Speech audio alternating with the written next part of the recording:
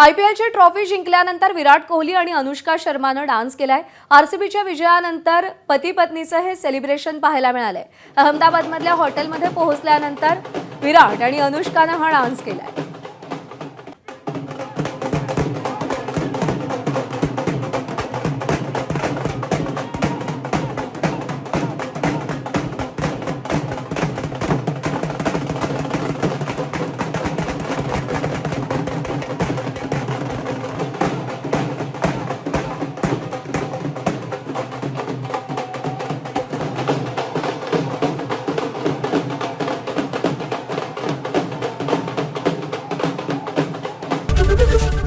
ABP माझा, उघडा डोळे बघा नीट।